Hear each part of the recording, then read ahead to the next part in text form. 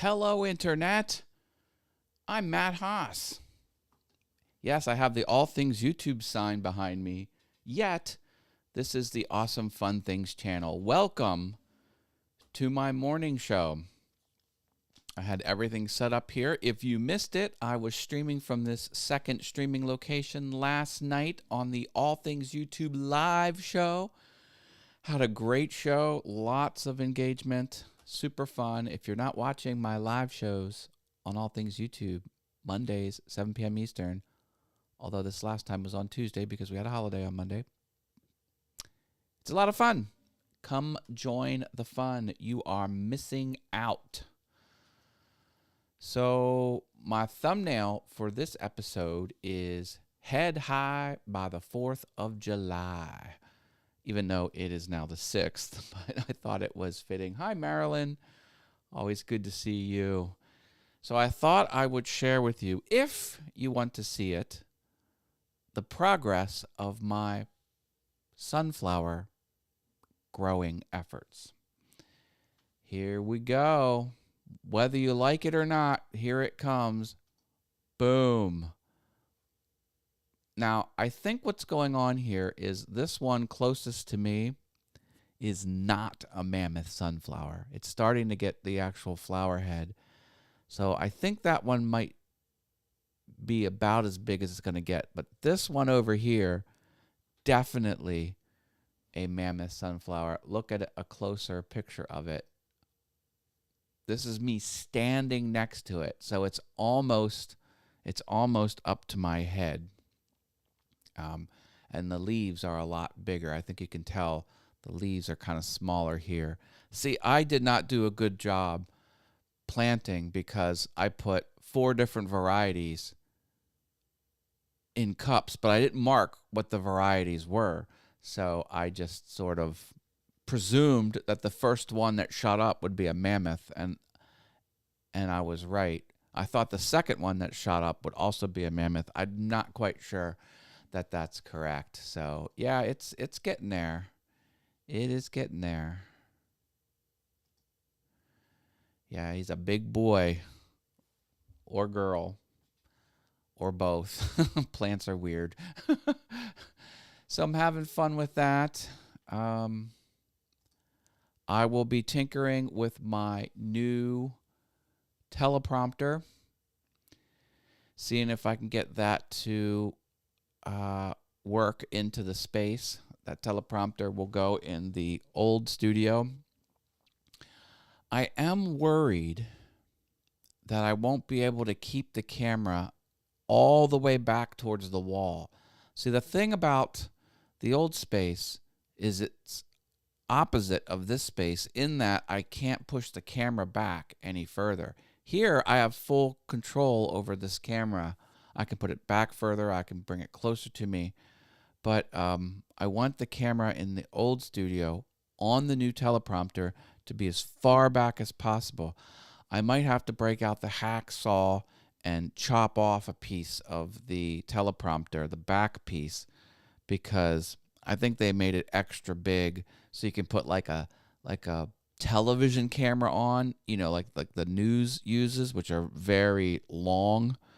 I'm just using a mirrorless camera, which is not a very deep camera. Anyway, so that's one concern I have. And if I can't get the camera back on the wall far enough, then you're not going to see all of the background. So the background will probably have to crop in a little more. And I'm going to work hard to make sure that doesn't happen. Ooh, the man is here. That's what Profit. Hello. Same thing with Robin's Buys and DIYs. Good to see everybody here. I started to solve my Rubik's Cube, and it will not solve. I have no idea what's going on. And no one removed the stickers because these are not stickers. This is like embedded plastic. I don't know. Gonna have to keep working on that. I mean, I almost got it. I got the one side and I got 2 rows, and it's just this I'm having some problems with, but I will get it. I will get it. I will get it. Have no fear. Oh my. Who is here? Is that Jamie Rose? It is. Hi, Jamie Rose. Welcome to the What's Going On with Matt Haas show in the special second streaming studio. Glad to have everyone here. I watched a kid with a brain injury solve one of those in less than 40 seconds.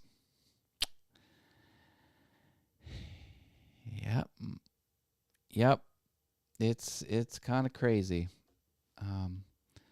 My son has really taken to the Rubik's Cube solving culture.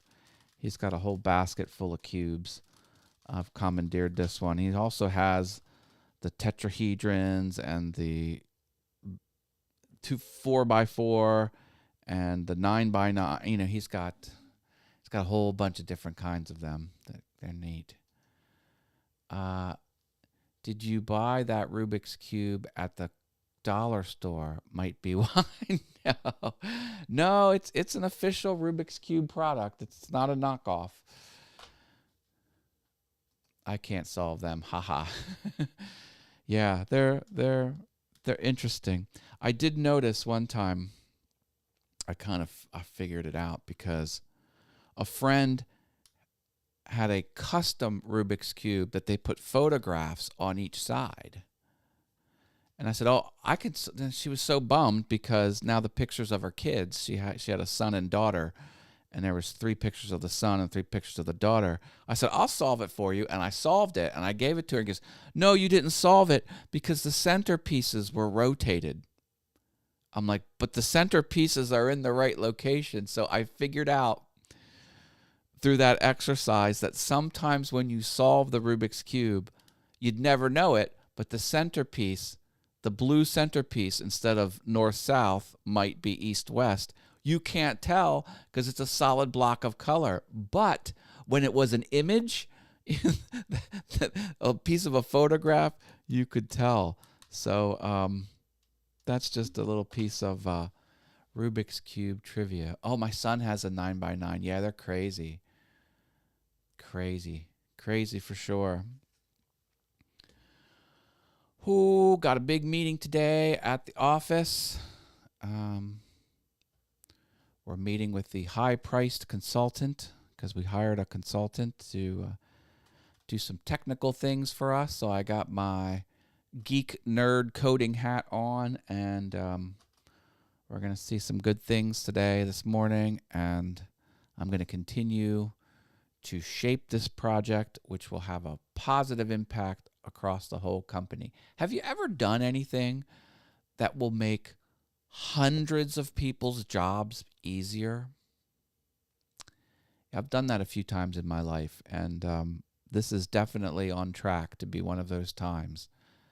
And it's kind of a good feeling. Out of the 900 people in my organization, I'm one of 7 that was chosen to be a core member of this project. And yeah, it's something I take very seriously. And as serious as I take it, it's super fun. It is so much fun. I'm just having a blast. I'm having a blast with my full-time job. I'm having a blast with my content creation. I am just, I'm going nuts with it. I had ideas the big company used to make more money. Isn't that great? Yep. Don't you wish you could have some of it? Thank you. Yeah. No, it's a lot of fun. You know, hopefully they've appreciated what you did and they showed it appropriately and not just with a pizza party. But they changed them a tiny bit so they became their own. Well, yeah, I hear you. Oh, I'll leave you with a fun story. Okay. Friend of a friend did some contract work for the company that makes Oreos. What company is that? Nabisco? I don't know. But he worked for that company, and he was not an employee, but he had contract work as a third party.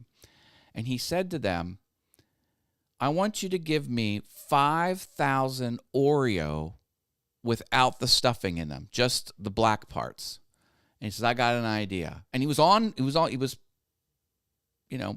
part of this organization in a third party, non-employee way.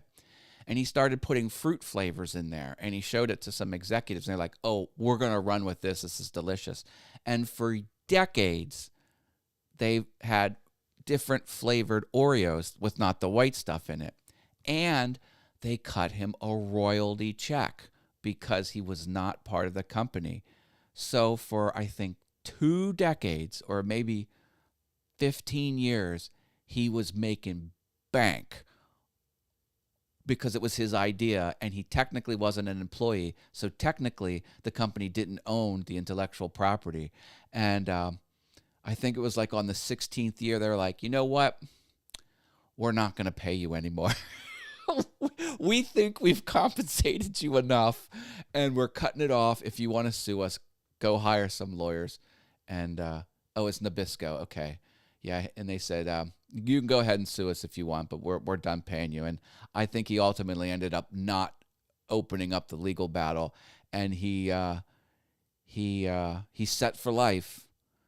For those 15 years, he got, I can't even speculate how much it was, but it was enough to set him up for life. And, he just he fell into this good idea, and they gravitated towards it, and they made a lot of money with fruit fillings in the Oreo cookies. And he was the man who did it.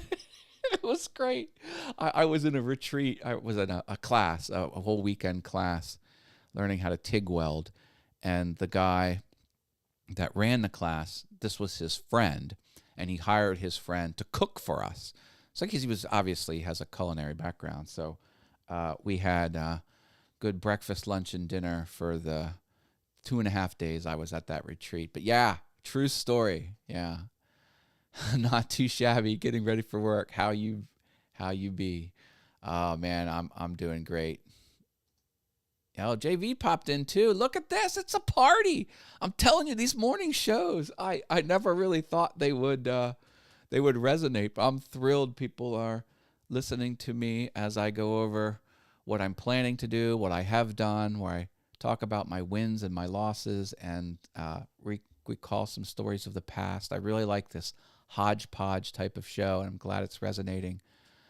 Okay, I'm heading out. Drop me a big old like. Catch me around the interwebs, and I will see you on the flippity flip. Take care, everyone. Bye.